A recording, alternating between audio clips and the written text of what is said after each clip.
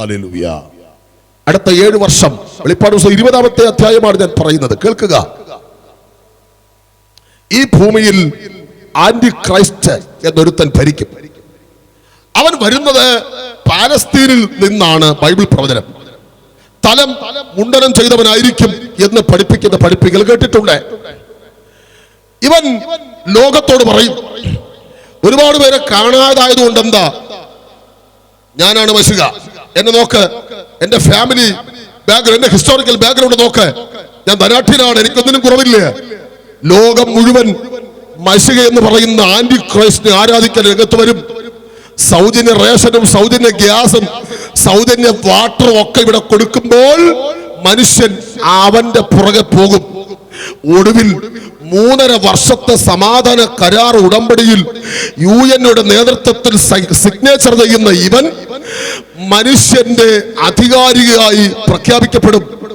ഒടുവിൽ ജെറുസലേം ദൈവാലയം പണിയപ്പെടാൻ പോകുന്നത് ഒന്നും തൊട്ടിട്ടില്ല. ഇന്ന് രാത്രി ഞാൻ ദാനിയേൽ പ്രവചന പുസ്തകത്തിൽ കയറിയിട്ടില്ല. തീരില്ല കയറിയാൽ ഈ വിഷയം രാത്രി സമയത്തിന് കൃത്യതയുണ്ടെന്ന് എനിക്കറിയാം. എങ്കിലും ഒരു 10 മിനിറ്റ് പോകും. കാരണം ഈ ദൂത് നിങ്ങളുടെ ഹൃദയത്തിനകത്തൊന്ന് ഇറങ്ങിയേ പറ്റൂ. ഇന്ന് രാത്രി കേൾക്കണം. ജെറുസലേം ദൈവാലയത്തിന് പണിക്കുള്ള സകല സാധനങ്ങളും സാമഗ്രികളും അവർ അവിടെ ഒരുക്കി കഴിഞ്ഞു. പണിയുന്ന യേശുക്രിസ്തു വന്നതിന് ശേഷം പണിയുന്ന ആലയത്തിൽ നടക്കേണ്ട യാഗത്തിന്റെ പശുക്കൾ, ചുവന്ന പശുക്കളും അവിടെ വന്നു കഴിഞ്ഞു. അതുകൊണ്ടാണ് പറഞ്ഞത്, ഈ തലമുറയിൽ യേശു വരുമെന്ന്. എത്ര വരുന്ന രാത്രി സന്തോഷത്തോടെ ശരി ചിന്തിക്കും, പാസ എന്റെ വീടിന്റെ പാല് കാച്ചൊന്ന് കഴിഞ്ഞിട്ട് യേശു വന്നാ മതി, പേടിക്കണ്ട, നീ പോകത്തില്ല. 9 വർഷം ഒരു പെണ്ണിനെ സ്നേഹിച്ച ഒരു പയ്യൻ വർഷങ്ങൾക്ക് മുമ്പ് എന്നോട് പറഞ്ഞു, പാസേ ഇന്നത്തെ പ്രസംഗം കേട്ട് എനിക്ക് സങ്കടമാകുന്നു. ഞങ്ങളുടെ സഭയിൽ വെച്ചുള്ള കാര്യമാണ്. ഞാൻ ചോദിച്ചു, എന്ത് പറ്റി? പാസേ 2 ആഴ്ചയോടെ കഴിഞ്ഞിട്ട് യേശു വന്നാൽ മതി, പ്രാർത്ഥിക്കണം. ഞാൻ ചോദിച്ചു, എന്ത് പറ്റി? എന്റെ കല്യാണം ഒന്ന് കഴിഞ്ഞിട്ട്. ഞാൻ പറഞ്ഞു, നീ പോകത്തില്ല, നീ പേടിക്കണ്ട. കര ഉയർത്താത്ത പലരും ലോകത്തിന്റെ മോഡിഫിക്കേഷന്റെ പുറകെ നടക്കുന്നവരാണ്. ഇന്ന് രാത്രി ഞങ്ങൾ പറയുന്നു, യേശുവിന്റെ വരവാണ് ഞങ്ങളുടെ ലക്ഷ്യം. ക്രിസ്തുവിന്റെ പുനരാഗമനവും സഭയുടെ ഉൽപ്രാവണവുമാണ് ഞങ്ങളുടെ ഏക പ്രത്യാശ. Hallelujah, hallelujah. ഇനി കേൾക്ക്, ഇവൻ ഈ ഭൂമിയിൽ ഒരു ഭയാനകരമായ പൈശാചിക ശക്തിയായി മാറി. അധർമ്മ മൂർത്തിയുടെ വ്യാപാരം ഇപ്പോൾ വ്യാപാരിക്ക് തുടക്കത്തിൽ പറഞ്ഞു. ആരാധന കേന്ദ്രങ്ങളിൽ ഇവന്റെ വ്യാപാരം കയറി കഴിഞ്ഞു.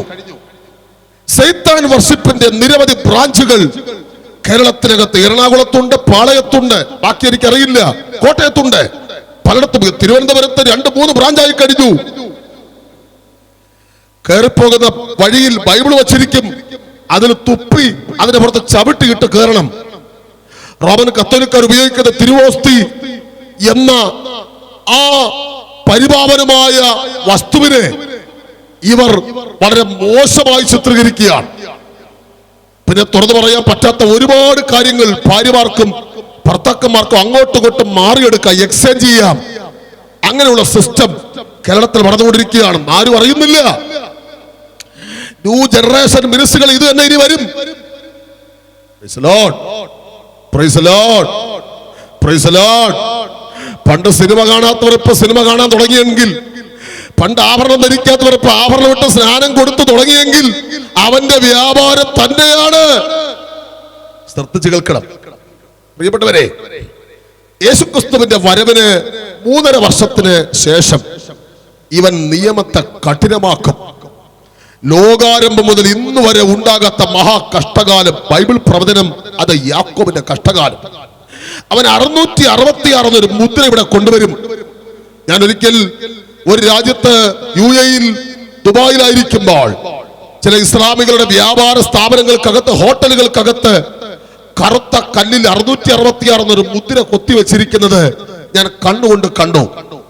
വയലൻസ് എന്ന് പറയുന്ന പൃഥ്വിരാജ് എന്ന സിനിമാ നടൻ അഭിനയിച്ച ഒരു മലയാള ചലച്ചിത്രം 1999 പുറത്തിറങ്ങി. അന്ന് ഞാൻ സെമിനാരിൽ പഠിക്കാൻ വേണ്ടി ട്രെയിൻ കയറാൻ പോകുമ്പോൾ മറ്റ് സിനിമാ നടന്മാരുടെ നടിമാരുടെ ഒരു ചിത്രമില്ല.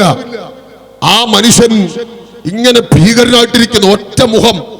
തിരുവനന്തപുരം റെയിൽവേ സ്റ്റേഷനിൽ എന്റെ ഓർമ്മ ശരിയെങ്കിൽ ഈ വാഹനത്തിന്റെ ഈ സ്റ്റേജിന്റെ ഇത്രയും വലിയ പടുകൂറ്റ ഫ്ലക്സ്, അതിൽ സിനിമാ നടനായ പൃഥ്വിരാജ് എന്ന ചെറുപ്പക്കാരൻ സിനിമയിലേക്ക് അഭിനയിച്ചിറങ്ങിയ കാലഘട്ടം, അയാളിങ്ങനെ കോപാകുലയുടെ അദ്ദേഹത്തിന്റെ കഴുത്തൊരു മാല കിടക്കുന്നു. മാലയുടെ അറ്റത്തൊരു കറുത്ത ചുട്ടി, അതിലടിച്ചിരിക്കുന്നു 666. സിനിമയാണെങ്കിലും ബൈബിളിൽ നല്ല ഈ സംഭവം പുറത്തു വന്നത്. കമ്പ്യൂട്ടർ എന്ന് പറയുന്ന ഒരു വാക്ക് നിങ്ങൾ പരിശോധിക്കണം. കമ്പ്യൂട്ടർ മുകളിൽ നിന്ന് താഴോട്ട് എഴുതണം, COMPUTER, കമ്പ്യൂട്ടർ. എന്നിട്ട് ഓരോ അക്ഷരങ്ങളിൽ നിന്ന് 6 കൊണ്ട് നിങ്ങൾ ഗുണിക്കണം. ABCD അക്ഷരമാലയിലെ ആദ്യത്തെ അക്ഷരം, മൂന്നാമത്തെ അക്ഷരമാണ് C.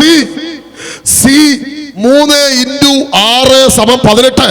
അങ്ങനെ ഓരോ അക്ഷരങ്ങളുടെ ഗണത്തിൽ നിങ്ങൾ 6 കൊണ്ട് ഗുണിച്ച് കിട്ടുന്ന ഉത്തരം ഒരുമിച്ച് എഴുതുമ്പോൾ കിട്ടുന്ന ആൻസർ 666. കമ്പ്യൂട്ടർ നാനോ ടെക്നോളജിയുടെ ഉയർന്ന തലത്ത് നിൽക്കുന്ന കാലം നെന്മണി വലിപ്പത്തിലുള്ള ചിപ്പുകൾ മനുഷ്യന്റെ ശരീരത്തിൽ പതിപ്പിക്കാനുള്ള സംവിധാനമായി കഴിഞ്ഞു. നിങ്ങൾ അറിഞ്ഞില്ലേ?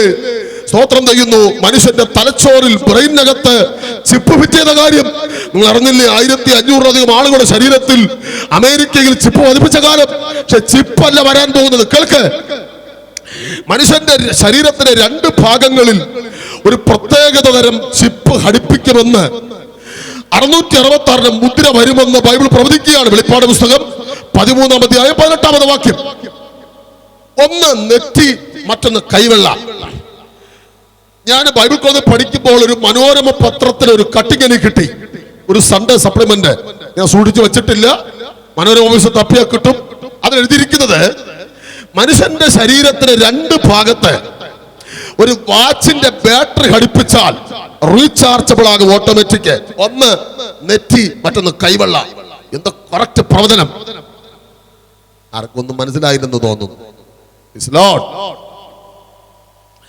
ഇതൊരു ചിപ്പായിട്ട് പതിപ്പിക്കുവാൻ ഇതൊരു ദ്രാവകം ഇഞ്ചക്ട് ചെയ്യുകയാണ് എന്നാണ് ശാസ്ത്രം പറയുന്നത്. അതിനുള്ള സിറിഞ്ച് കണ്ടുപിടിച്ചത് ഇന്ത്യയിലെ ആദ്യത്തെ മൊബൈൽ ഫോൺ കമ്പനിയായ മൊട്ടറോള കമ്പനിയാണ്. www.verychip.com എന്ന സൈറ്റ് ഓപ്പൺ ചെയ്ത് നിങ്ങൾക്ക് പഠിക്കാൻ പറ്റും. പഠിക്കുന്നവർക്ക് verychip.com നിങ്ങൾ ഓപ്പൺ ചെയ്ത് പഠിക്കണം, കാണാം. മൊട്ടറോള കമ്പനി പുറത്തിറക്കിയ സിറിഞ്ചിന്റെ ഉപയോഗം എഴുതി വച്ചിരിക്കുന്നു. മനുഷ്യന്റെ ശരീരത്തിൽ ഒരു ദ്രാവകം ഇഞ്ചക്ട് ചെയ്യാൻ പോകുന്നു. ഈ ദ്രാവകം ഒന്നുകിൽ നെറ്റിയിൽ അല്ലെങ്കിൽ കൈവളയിൽ വന്നടിയും, അറിയില്ല. അല്ലാതെ ഓപ്പറേഷൻ ചെയ്ത് ഒരു ചിപ്പ് ഘടിപ്പിക്കുന്നതല്ല. കേൾക്കുന്നുണ്ടോ നിങ്ങൾ? ഇത് ഘടിപ്പിച്ചതിന് ശേഷം ഈ ഭൂമിയിൽ വിൽക്കണമെങ്കിലും വാങ്ങണമെങ്കിലും ഇതില്ലാതെ പറ്റില്ല. ഇനി അതല്ല ബഹുരസം, അടുത്ത 3.5 വർഷം ഈ ഭൂമിയിൽ നിന്ന് മരണം മാറ്റപ്പെട്ടിരിക്കും. മരണമില്ല ഈ ഭൂമിയിൽ. ബൈബിൾ പ്രവചനം. 3.5 വർഷം ലോകാരംഭം മുതൽ ഇന്ന് വരെ ഉണ്ടാകാത്ത കഷ്ടകാലം ഉണ്ടാകും. അന്ന് ആളുകൾ അപ്പത്തിനായുള്ള വിശപ്പല്ല, വെള്ളത്തിനായുള്ള ദാഹമല്ല, ദൈവത്തിന്റെ വചനത്തിലുള്ള ആർത്തിയോട് ഇവിടുത്തെ ദൈവാലയങ്ങളിലേക്ക് ഓടും. അവിടെ ചെല്ലുമ്പോൾ ബൈബിൾ അവിടെ ഉണ്ട്, പാഠപുസ്തകമുണ്ട്, ആരാധനക്രമമുണ്ട്. പക്ഷേ പരിശുദ്ധാത്മാവ് സമയം കൊണ്ട് പോയതുകൊണ്ട് ബാലരമ വായിക്കും പോലെ തോന്നും. ബൈബിൾ വായിച്ചാൽ ഒരു ദൈവ സാന്നിധ്യവും ദൈവ ശബ്ദം കിട്ടുകയില്ല. മനസ്സിലാകുന്നുണ്ടോ? ചില പണക്കൊതിയന്മാരായ പറയുന്നതിന് സങ്കടമുണ്ട്. സാമ്പത്തികത്തിന്റെ പുറകെ നടക്കുന്ന ദ്രവ്യാഗ്രഹികൾ നിൽക്കുന്നു എന്ന് തോന്നുന്നവന് വീഴാതിരിക്കാൻ സൂക്ഷിക്കട്ടെ. ഭയത്തോടെയാണ് ഞാൻ പ്രസംഗിക്കുന്നത്. അങ്ങനെയുള്ള സുവിശേഷ വേല ചെയ്യുന്നവരും ലോകത്തിന്റെ പാപസുഖങ്ങളിൽ കിടന്ന് ഒരു കൈകളിൽ പാപവും മറു കൈയിൽ ബൈബിളും പിടിച്ചിരിക്കുന്ന സുവിശേഷകന്മാർ പത്രങ്ങൾ വായിക്കുന്നില്ല. പലരും പറയുന്നു, കണ്ടോ പെന്തക്കോസ്ത് പാസ്റ്റർമാർ, സഹോദരങ്ങളെ, ഞങ്ങളും അവരുമായിട്ട് യാതൊരു ബന്ധവുമില്ല, അവർ പൈശാചിക ശക്തിയുടെ കൂട്ടുപിടിച്ച് നടക്കുകയാണ്, ഞങ്ങൾ അവിടെ കൂട്ടത്തിൽ ഉൾപ്പെടുത്തരുത്, ഞങ്ങൾ ക്രിസ്തുവിന് വേണ്ടി ജീവിക്കുന്നവരാണ്. ഇവിടെ ആമേ പാപം ചെയ്ത് നടക്കുന്ന എല്ലാവരെയും നിങ്ങൾ ആ കൂട്ടത്തിൽ ഉൾപ്പെടുത്തരുത്. തിരുവനന്തപുരം മെഡിക്കൽ കോളേജ് ആശുപത്രിക്ക് ഡോക്ടർ ചമന്ന് തട്ടിപ്പ് നടത്തി എന്നും പറഞ്ഞ് മെഡിക്കൽ കോളേജിൽ എല്ലാ ഡോക്ടർമാർ വ്യാജന്മാരാണോ? അല്ല. അങ്ങനെയുള്ള ഉപദേശിമാർ ഇവിടെ കാണും. നിങ്ങൾക്ക് അതിനെക്കുറിച്ച് കൂടുതൽ അറിയണമെങ്കിൽ നിങ്ങൾ ഇന്ന് വീട്ടിൽ പോയിട്ട് യൂട്യൂബിൽ ലാസ്റ്റ് അവർ എന്നും പറഞ്ഞൊരു ഷോർട്ട് ഫിലിം ഉണ്ട്. എല്ലാവരും പറയും കാണല്ലേ എന്ന്. ഞാൻ പറയുന്നു കാണണം. ഷോർട്ട് ഫിലിം IPCയിലെയോ ചർച്ച ബോർഡിലോ ഒരു സഭക്കാരിറക്കിയതാണ്. വേണമെങ്കിൽ ഇപ്പൊ തന്നെ നിങ്ങൾ ടൈപ്പ് ചെയ്ത് നിങ്ങൾ അത് വെച്ചുകൊള്ളുക, വീട്ടിൽ പോയി കാണണം. ലാസ്റ്റ് അവർ LASTHOUR. അതിൽ ഇംഗ്ലീഷ് ഫിലിംസ് ഒന്നുമുണ്ട്, അതുമല്ല മലയാളത്തിൽ ഒരു ക്രിസ്ത്യൻ ഷോർട്ട് ഫിലിം കാണണം. ഒരു ഫിലിം പരിചയപ്പെടുത്താം. മുന്നറിയിപ്പ് എന്നൊരു ക്രിസ്ത്യൻ മലയാള ഷോർട്ട് ഫിലിം, രണ്ടും കാണണം, മനസ്സിലാകും. ഇനി കേൾക്ക്, എല്ലാ വ്യാപാര സ്ഥാപനങ്ങളിലും ATM കൗണ്ടർ സ്ഥാപിക്കും. ആധാർ ഇല്ല, പാസ്പോർട്ട് ഇല്ല, പാൻ കാർഡ് ഇല്ല, റേഷൻ കാർഡ് ഇല്ല. മനുഷ്യന്റെ എല്ലാ ശരീരത്തിലും ഇത് പതിപ്പിക്കണം. അവിടെ ചെന്ന് നെറ്റിയോ കൈവെള്ളയോ കാണിക്കുമ്പോൾ ഡീറ്റെയിൽസ് വന്നില്ലെങ്കിൽ വിൽക്കാനും വാങ്ങാനും പറ്റില്ല. പട്ടിണി കിടന്ന് മനുഷ്യന് മരിക്കാനും പറ്റത്തില്ല. വെള്ളത്തിൽ ചാടിയാൽ വയറ് പെരുകി കൂടനകത്ത് വെള്ളം കയറി കിടക്കും. തൂങ്ങി മരിക്കാം, കഴുത്തിലെ ഞരമ്പ് പൊട്ടിക്കിടന്ന് ഊപ്പാട് വരും എന്ന് ബൈബിൾ പ്രവചനം. മരണമില്ല. അപ്പോൾ മനുഷ്യൻ ചെയ്യുന്ന കാര്യം, മലകളുടെ അടുക്കൽ പോയി പറയും, മലകളെ ഞങ്ങളുടെ മേൽ വീഴുവീൻ, പാറകളെ ഞങ്ങളുടെ മേൽ വീഴുവീൻ, അത്യുന്നതന്റെ കോപം തട്ടാതെ വണ്ണം ഞങ്ങളെ മറപ്പീൻ എന്നവർ പറയും. അന്ന് യഹൂദന്മാരിൽ നല്ലൊരു ഭാഗം ആളുകൾ 12 × 12 = 144. വിവരിക്കാൻ സമയമില്ലാത്തതുകൊണ്ട് ചുരുക്കി പറയുന്നു. രൂബേൻ മുതൽ ബെന്യാമീൻ വരെയുള്ള 12 ഗോത്രങ്ങളിൽ നിന്ന് 144,000 ആളുകൾ രക്ഷിക്കപ്പെടും. അവർ കുത്തിയമംഗലേക്ക് നോക്കി കരയും, ഞങ്ങളുടെ പിതാക്കന്മാർ മശികയെ കൊന്നുകളഞ്ഞ് ഞങ്ങൾ അറിഞ്ഞില്ല, ഇവൻ കള്ളനെന്ന് പറയും. ഇനി ഇവൻ ചെയ്യുന്ന അടുത്ത നടപടികൾക്ക്, ഇവൻ യെരൂശലേമിൽ സ്ഥാപിക്കുന്ന ദൈവാലയത്തിനകത്ത് വിഗ്രഹം സ്ഥാപിച്ചിട്ട് പറയും, എന്നെ വണങ്ങി നമസ്കരിക്കണം ലോകത്തിലെ സകല ജനങ്ങൾ ഇവിടെ വരണം. മറ്റൊരു വിഗ്രഹത്തെ ഉണ്ടാക്കരുതെന്നും അവയുടെ മുമ്പിൽ പ്രണമിക്കലെന്നും പറഞ്ഞ ദൈവത്തിന്റെ 1-ാം കൽപ്പനയെ തൃണവത്കരിച്ച ഇവൻ വ്യാജ ക്രിസ്തു എന്ന് മനസ്സിലായി യഹൂദന്മാർ ഇവനെതിരെ തിരിയും. അങ്ങനെ ഈ ഭൂമിയിൽ ഭയങ്കര സംഭവങ്ങൾ ഉണ്ടാകാൻ പോവുകയാണ്. യെഹെസ്കേൽ പ്രവചനം 7-ാം അധ്യായം 19 മുതൽ വാക്യങ്ങൾ നിങ്ങൾ യൂട്യൂബിനകത്ത് ഈ മെസ്സേജ് ഉണ്ടാകും, നിങ്ങൾ വീണ്ടും റീവൈൻഡ് ചെയ്ത് നിങ്ങൾ കേൾക്കണം. യെഹെസ്കേൽ 7:19 മുതൽ, അന്നാളിൽ അവരുടെ വെള്ളിക്കും പൊന്നിനും അവരെ രക്ഷിപ്പാൻ കഴിയുകയില്ല. പൊന്ന് അവർക്ക് മലമായി തോന്നും, അത് അവർ പറിച്ച് വലിച്ച് വീടുകളിൽ എറിഞ്ഞു കളയും. അതുകൊണ്ട് തിന്നാൽ അവരുടെ വയറ് നിറയുകയില്ല, അവരുടെ വിശപ്പടങ്ങയില്ല. അതുകൊണ്ട് ആഭരണങ്ങളുടെ ഭംഗി അവർ ഡംഭത്തിനായി ഉപയോഗിച്ചുവല്ലോ. ഈ വാക്യമുള്ളത് കൊണ്ടാണ് ഞങ്ങൾ ഇത് ധരിക്കാത്തത്. ചില വ്യാജ പെന്തക്കോസ്തുകാര് ഇത് ധരിപ്പിച്ച ആളുകളെ സ്നാനപ്പെടുത്തി നരകത്ത് കൊണ്ടുപോകാൻ ശ്രമിക്കുമ്പോൾ ഞാൻ ആന്ധ്രാപ്രദേശിലും ബീഹാറിലും ഛത്തീസ്ഗഡിലും ഹരിയാനയിലും മഹാരാഷ്ട്രയിലും കർണാടകയിലും ഒറീസയിലും ഒക്കെ പ്രസംഗിച്ചിട്ടുണ്ട്. ഉത്തർപ്രദേശിലും മധ്യപ്രദേശിൽ ഒക്കെ അവിടെ എല്ലാം നൂറുകണക്കിന് ആളുകൾ സ്നാനപ്പെടുന്നത് ഇതൊക്കെ മാറ്റിക്കിട്ടാണ്. ഇത് പെന്തക്കോസ്തിന്റെ നിർമ്മല സുവിശേഷമാണ് പ്രിയരെ. നിങ്ങൾ ചോദിക്കുന്നില്ല എന്തുകൊണ്ടാ ഇവർ ധരിക്കാത്ത? ബൈബിളിൽ വാക്യമുള്ളത് കൊണ്ടാണ്. വിഷമുള്ളവർ സ്വോത്രം പറ, ഹല്ലേലൂയ. വിഷമിച്ചിട്ട് കാര്യമില്ല, മാറ്റിയേ പറ്റും. ഹല്ലേലൂയ. ശ്രദ്ധിച്ച് കേൾക്കണം. എന്നിട്ട് സംഭവിക്കാൻ പോകുന്ന കാര്യം, യേശുക്രിസ്തു, ഞാൻ പറയുന്നത് ഇത്രയും ഭാഗം വെളിപ്പാട് 20-ാം അധ്യായത്തിലെ പ്രഖ്യാപനങ്ങളാണ്. യേശുക്രിസ്തു വിശുദ്ധന്മാരുമായിട്ട് ഈ ഭൂമിയിലേക്ക് ഇറങ്ങി വരും. യേശുക്രിസ്തു വരുന്നത് ജെറുസലേം ഗേറ്റിന്റെ മുൻപിലാണ്. ഒരിക്കൽ യേശുവിനെ തുപ്പലൊലിപ്പിച്ച് മുൾക്കിരീട ധാരിയായി കയറ്റിവിട്ട ജെറുസലേം ഗേറ്റ് വഴി യേശുക്രിസ്തു വന്ന് ഒലിവ് മലയിൽ യേശു വരും. ഒലിവ് മല 2ആയി വിഭാഗിക്കപ്പെടും. അവിടെ ഒരു താഴ്വര ഉളവായി വരും. ശാസ്ത്രം പറഞ്ഞിരിക്കുന്നു, ഒലിവ് മലയിൽ ഒരു വലിയ പിളർപ്പ് വീണിരിക്കുന്നു. ഏത് സമയത്ത് ഒലിവ് മല 2ആയി മാറും. ആ താഴ്വരയിൽ ഹർമഗദോൻ യുദ്ധം നടക്കും.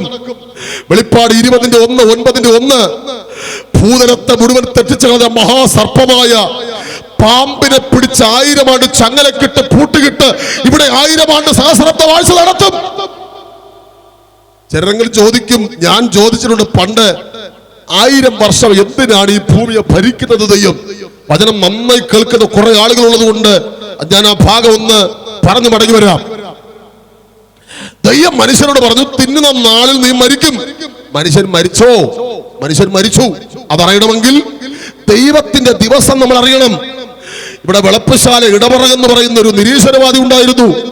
അദ്ദേഹത്തിന്റെ പുസ്തകത്തിൽ അദ്ദേഹം എഴുതി, യഹോവയായ ദൈവം കള്ളം പറഞ്ഞു. അല്ല, ദൈവം ഒരിക്കലും കള്ളം പറയില്ല. വ്യാജം പറയാൻ ദൈവം മനുഷ്യനല്ല. ദൈവത്തിന് 1000 വർഷമാണ് ഒരു ദിവസം. സങ്കീർത്തനം 90:2, 2 പത്രോസ് 3:8. 2 പേരുടെ വാമൊഴിയാൽ ഏത് കാര്യം ഉറപ്പാക്കാം. 1000 വർഷമാണ് ഒരു ദിവസം. ഏറ്റവും കൂടുതൽ ഭൂമിയിൽ ജീവിച്ചത് മെതൂശല 969 വർഷം. ഇനി ഒരു 31 വർഷം കൂടി അദ്ദേഹം ജീവിച്ചെങ്കിൽ ദൈവത്തിന്റെ കാഴ്ചയിൽ ഒരു ദിവസം പൂർത്തിയായേനെ. പിടികിട്ടുന്നുണ്ടോ നിങ്ങൾക്ക്? ദൈവത്തിന്റെ ദൃഷ്ടിയിൽ 1000 വർഷമായ ഒരു ദിവസം. ഈ ഭൂമിയിൽ ജീവിക്കാൻ മനുഷ്യൻ അവസരം കൊടുക്കാതിരുന്ന മഹാസർപ്പത്തെ ചങ്ങലയിട്ട് പൂട്ടിയിട്ട് അവന്റെ മുമ്പിൽ ഇവിടെ സഹസ്രാബ്ദ വാഴ്ച ദൈവം നടത്തും.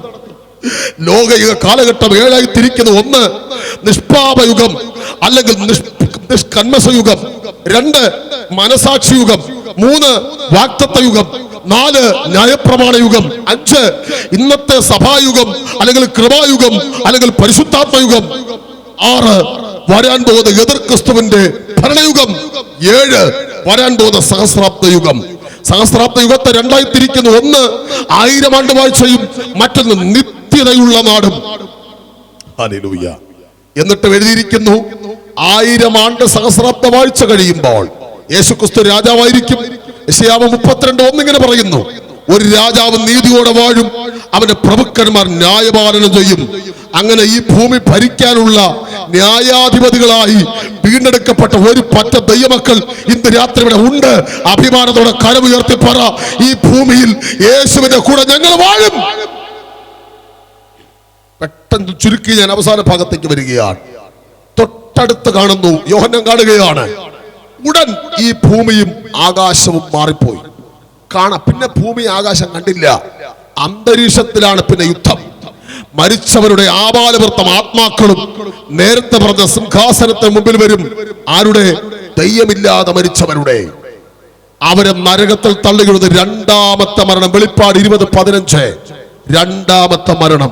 എന്നാൽ രക്ഷിക്കപ്പെട്ട് വിശ്വാസത്തിൽ വന്ന് സ്നാനപ്പെട്ട് കൃപയിൽ നിൽക്കുന്ന മനുഷ്യാത്മാക്കൾ 2ാം മരണത്തിൽ പങ്കില്ല. അവർക്ക് കണ്ണുനീരില്ലാത്ത രാജ്യത്തേക്ക് പ്രവേശിപ്പിക്കപ്പെടുന്നു എന്ന് വേദപുസ്തകം അസന്നിഗ്ധമായി പ്രഖ്യാപിക്കുന്നു. ഒരു കാര്യം ഉറപ്പ്, യേശുക്രിസ്തു മേഘാരൂഢനായി വരാൻ പോകുന്നു. എത്ര ദൈവമക്കൾ യേശുവിന്റെ വരവിന് വേണ്ടി ഇന്ന് രാത്രി ഒരുങ്ങിയെന്ന് എനിക്കറിയില്ല. ഒരുങ്ങാത്ത ധാരാളം ആളുകൾ ഇന്ന് രാത്രിയിലുണ്ട്. എല്ലാ കണ്ണുകളും ദൈവത്തിന് അടയ്ക്കുന്നു. അതാത് സ്ഥാനങ്ങളിൽ നമ്മൾ ഇന്ന് രാത്രി ഒന്നിച്ചെഴുന്നേൽക്കുന്നു. യേശുക്രിസ്തുവിന് വേണ്ടി ജീവിതം കൊടുക്കാത്ത ആളുകൾ, ഇതുവരെയും വെള്ളത്തിൽ മുങ്ങി സ്നാനപ്പെടാത്ത ആളുകൾ, ഇതുവരെയും സത്യസഭയിൽ വേർപെട്ട് ആരാധിക്കാത്ത ആളുകൾ ഉണ്ടെങ്കിൽ ഇവിടെ അടുത്ത നിരവധി ആത്മിക കൂട്ടായ്മകളുണ്ട്. അവിടുത്തെ അഭിഷക്തന്മാർ നിങ്ങൾ കാണുക. പാസ്റ്റർ രതീഷ് അവർകളിൽ നിന്ന് പേഴ്സണലായിട്ട് കാണുക. ചോദിക്കുക, പാസ്റ്റർ ഞങ്ങൾ എന്ത് ചെയ്യണം? അവർ പറയും, ആമേ, സത്യസഭ ഏതാണെന്ന്. എല്ലാവരും ഒന്ന് എഴുന്നേറ്റ് പ്ലീസ്, ആൾ സ്റ്റാൻഡ് അപ്പ്. ഇന്ന് രാത്രി please close your eyes and Bibles. എല്ലാ കണ്ണുകളും ബൈബിളുകളും മടക്കി ദൈവത്തിന്റെ പൊന്നുമുഖത്തേക്ക് നോക്കിയിട്ട് ഇന്ന് രാത്രി പറ, യേശുവേ, ഇന്ന് രാത്രി അങ്ങ് വന്നാൽ എനിക്ക് എടുക്കപ്പെടണം. ഹല്ലേലൂയ. കാൽവരി ക്രൂശിൽ മരിച്ച കർത്താവിന് വരുന്നത് ക്രൂശും വഹിച്ചുകൊണ്ടല്ല, മേഘാരൂഢനായി. എല്ലാ കരങ്ങളൊന്നും മറന്നിരിക്കട്ടെ. ഒരു പ്രത്യാശയുടെ ഗാനം പാടി ആരാധിക്കുന്നതിന് മുൻപ് ആരും ഒരു ചടങ്ങല്ല. ഏറ്റവും ഒടുവിൽ പാട്ടുപാടി ആരാധിപ്പിക്കുന്നത് നിങ്ങളുടെ അകത്തെ മനുഷ്യനെ ഉണർത്താനാണ്. എല്ലാ കണ്ണുമടഞ്ഞിരിക്കുമ്പോൾ, പാസ്റ്ററേ, ഇന്ന് രാത്രി യേശു വന്നാൽ പോകുമോ ഇല്ലയോ എന്ന് എനിക്ക് ഉറപ്പില്ല, പക്ഷെ എനിക്കൊരാഗ്രഹമുണ്ട്, എനിക്ക് കർത്താവിന്റെ വരവിൽ എടുക്കപ്പെടണം. അങ്ങനെ കൊതിക്കുന്ന ദൈവമക്കളോ ആരുമാകട്ടെ, ദയവായി നിങ്ങൾ ഇന്ന് രാത്രി എല്ലാ കണ്ണുമടഞ്ഞിരിക്കുമ്പോൾ ആരൊക്കെ കരമുയർത്തി കരം താഴ്ത്തി എന്നുള്ള പ്രശ്നമല്ല. നിങ്ങളുടെ വലത്തെ കരം സ്വർഗത്തിലേക്ക് ഉയർത്തിപ്പിടിച്ച് ആ വരവിൽ എനിക്ക് എടുക്കപ്പെടണമെന്ന് കൊതിയുണ്ട്. പാസ്റ്റേ, ഞാൻ കൈവിടപ്പെട്ടു പോകല്ല ദൈവദാസന്. ഇന്ന് രാത്രി ഈ ദൂതം നിങ്ങളോട് അറിയിച്ചതൊരു മനുഷ്യനാണ്, പക്ഷെ ദൈവം സംസാരിക്കുകയായിരുന്നു എന്ന് എനിക്ക് നല്ല ബോധ്യമുണ്ട്. ഈ ലൈവിൽ എന്നെ വീടുകളിലോ മറ്റോ കേൾക്കുന്ന വാത്സല്യ സഹോദരങ്ങളെ, ഇരിക്കുന്ന ഇടത്തിരുന്നു കൊണ്ട് വലത്തെ കരം നെഞ്ചോട് വെച്ച് പറ, യേശുവേ, എനിക്ക് ആ സ്വർഗത്തിൽ പോകണം, എനിക്ക് സ്വർഗത്തിൽ പോകണം, മരിക്കാൻ പേടിയില്ലെന്ന് പറഞ്ഞ് എന്റെ പ്രിയ സ്നേഹിതൻ, പ്രാണ സ്നേഹിതൻ ഉണ്ണികൃഷ്ണൻ നായർ കഴിഞ്ഞ ദിവസം നിത്യത്തിലേക്ക് പറന്നുപോയി. തൊട്ടു പുറകെ വൈദ്യുബാലകൃഷ്ണനുണ്ട്. എപ്പോഴാണ് മരണമെന്ന് നമുക്ക് ആർക്കും അറിയില്ല. ഓ നാമശോഭാന നാട്ടിൽ പാടും വാഴ്ത്തപ്പെട്ടോരുടെ സംഗീതം ഏകം രോദനം അങ്ങില്ലല്ലോ നിത്യം സൗഭാഗ്യം ആത്മാക്കൾക്ക് കരമുയർത്തി വേഗമാ ചേർന്നിടൂ ഭംഗിയേറിയ ആ തീരത്ത് വേഗമാ ചേർന്നിടും ഭംഗിയേറിയ തീരത്ത്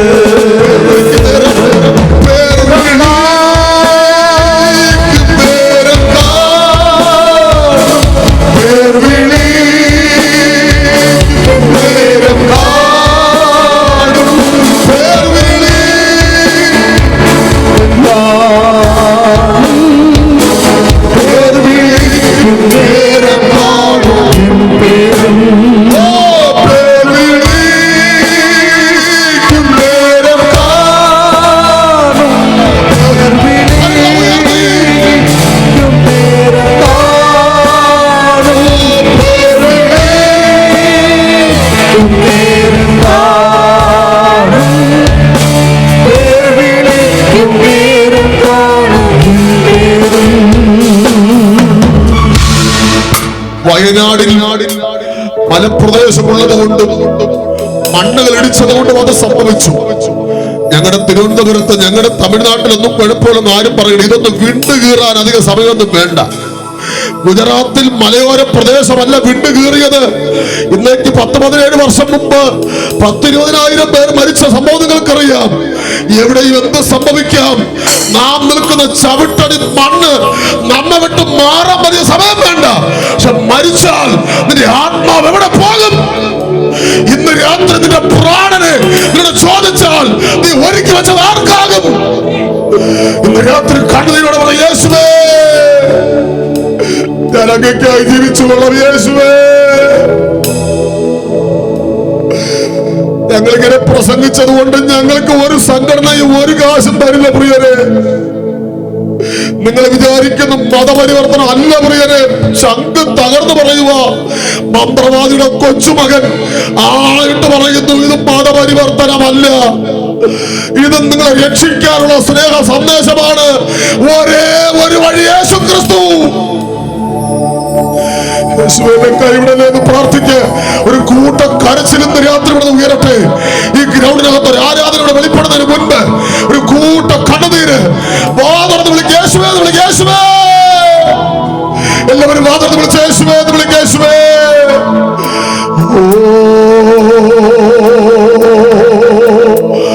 എന്നു ഞാൻ ചേർന്നിടുമോ ഭരസുതനെ, എന്നു ഞാൻ ചേർന്നിടുമോ പരസുതനെ, എന്നു ഞാൻ ചേർന്നിടുമോ പരസുതനെ, എന്നു ഞാൻ ചേർന്നിടുമോ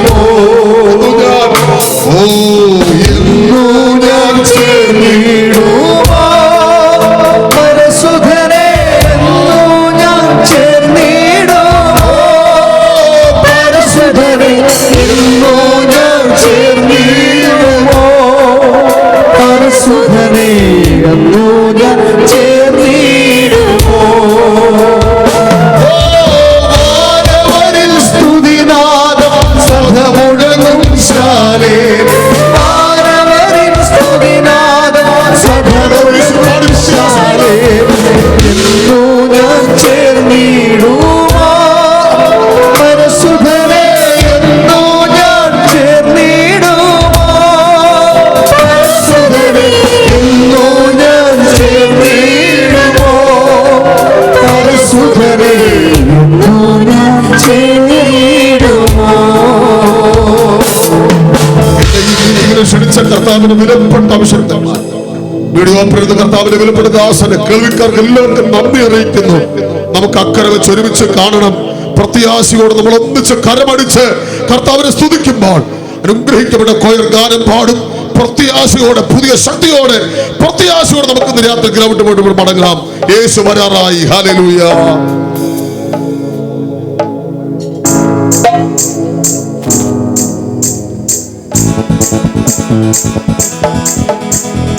നമ്മുടെ കരങ്ങളെ ചേർത്ത് തട്ടി നമ്മൾ ഒരുമിച്ച് ആരാധിച്ച് നമുക്ക് തിരിയാം. ഗംഭീരനാഥത്തോട് പ്രധാന ദൈവദൂതൻ ശബ്ദത്തോട് സ്വർഗത്തിൽ നിന്ന് ഇറങ്ങി വന്നിരുന്നു.